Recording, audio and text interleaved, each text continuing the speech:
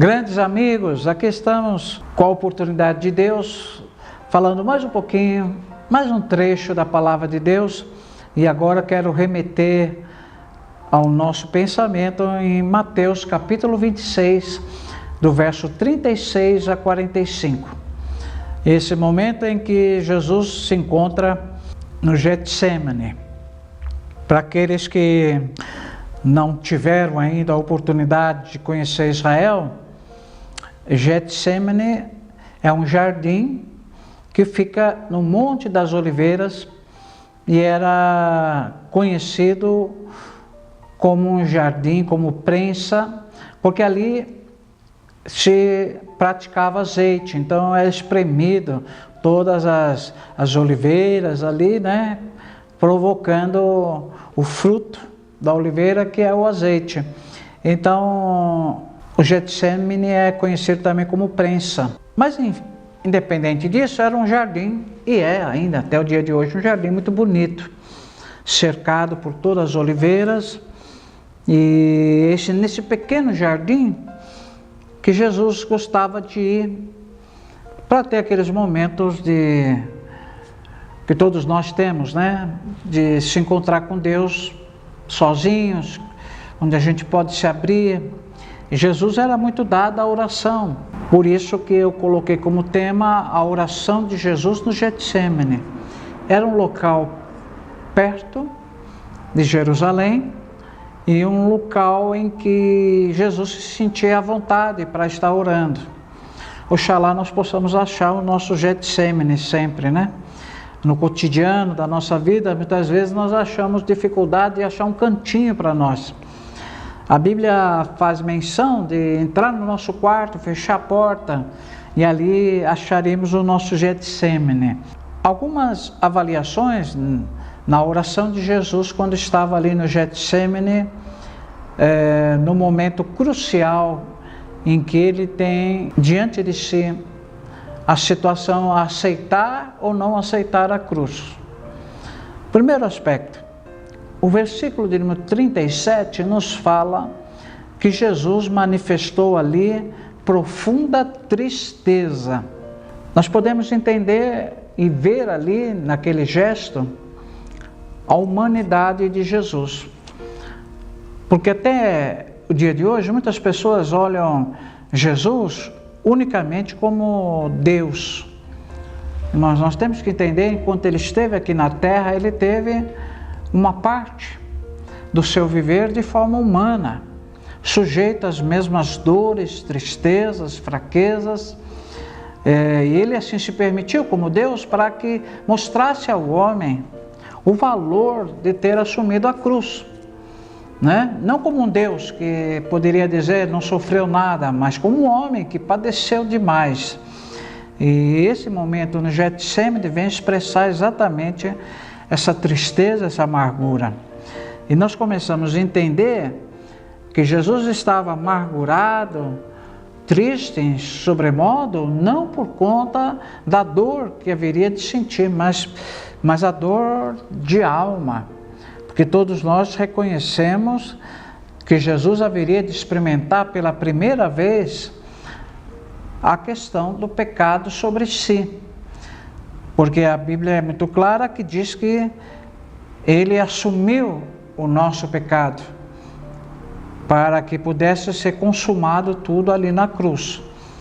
Então Jesus experimentou não só a dor física de ser pregado numa cruz, mas a dor espiritual de experimentar a figura do pecado por um Deus santo, um Deus que jamais havia experimentado o erro, né? Então essa angústia foi tremenda e provocou um horror dentro de si, né? Há um texto que fala que seu suor se converteu em sangue. Isso tem toda uma simbologia para mostrar tamanho foi o sofrimento de Cristo ao aceitar a cruz. Ele podia sentir ali, naquele momento da oração, a realidade da maldição da cruz.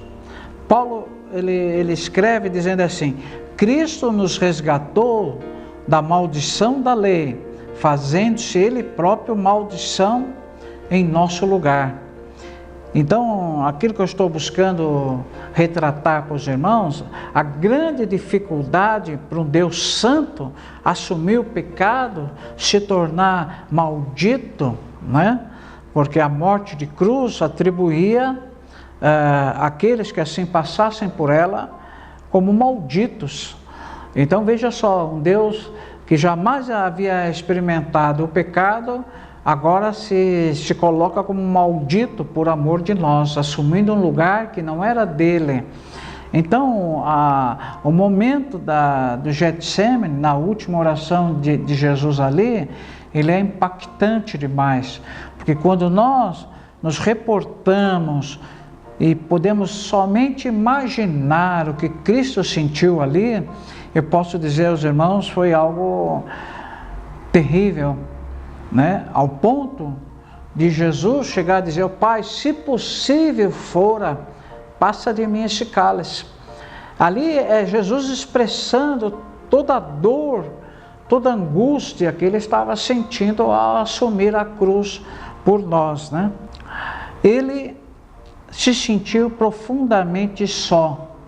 Olha, isso é tão real, porque mesmo nós podemos estar fazendo parte de uma família grande, podemos fazer parte de uma igreja grande, e em especial os pastores, em alguns momentos do seu ministério se sentem sós. Pode ter uma igreja de 5.000 pessoas e há aqueles momentos de solidão em que precisamos de ajuda, e assim foi com Jesus também. Lembram-se os senhores que ele chama para aquele momento tão difícil na vida dele os principais amigos dele, os apóstolos mais chegados. E ele diz textualmente, ficai aqui e vigiai por mim. Jesus mostrando a fragilidade, ele estava se sentindo sozinho, ele precisava da intercessão, da amizade, do amor, da oração daqueles que ele havia levado para lá. E todos nós conhecemos a história, né? E vimos que aqueles 3 não foram suficientes para atender e entender aquela solidão que Jesus sentia, né? Jesus os pegou dormindo, quando Jesus precisava, no momento mais crucial dele, da intercessão deles, né? Da ajuda deles. Às vezes é assim, né? Nós passamos por momentos difíceis, às vezes chamamos alguns próximos para participar da nossa dor, mas muitas vezes acontece exatamente isso. No pior momento, a gente se sente frustrado, porque aqueles que chamamos para participar daquele momento, às vezes nos frustram e não se mostram capazes de nos ajudar naquele momento de solidão. Mas é importante sempre dizer que Jesus, esse sim, esse reconhece a necessidade de, quando estamos só, termos alguém. E é nesse momento que ele se faz presente, quando mais precisamos de uma ajuda, de um consolo, né? E por fim, Jesus estava limitado às fragilidades humanas. Você pode entender isso? Jesus como homem, sofrendo, padecendo, inseguro, isso mesmo. Porque quando ele diz literalmente, se possível passe de mim esse cálice, ele estava sofrendo toda a ação do homem Jesus. Ele estava completamente entregue às fragilidades humanas. Ele sabia que queria viver momentos terríveis sobre a vida dele. Existe um texto que exprime muito bem isso. Para que não entreis em tentação, na verdade o espírito está pronto, mas a carne é fraca. Era exatamente isso que ocorria na vida de Jesus naquele instante. O seu espírito estava pronto para atender o pedido do Pai, morrer pelo homem, ser sacrificado pelo homem, mas a sua carne ficou sujeita a erros, né? Então, amados, nós queríamos que você entendesse bem essa oração de Jesus no Getsêmani, o quanto ela revela um Deus que tem um amor sobrenatural por nós, mas mostrando também as dificuldades que foi para ele assumir a cruz. Às vezes você vai ter dificuldade de assumir os seus desafios, mas Jesus venceu na cruz e você também será vencedor se fizer tudo segundo a vontade do Pai. Ok? Um grande abraço, um beijão no teu coração.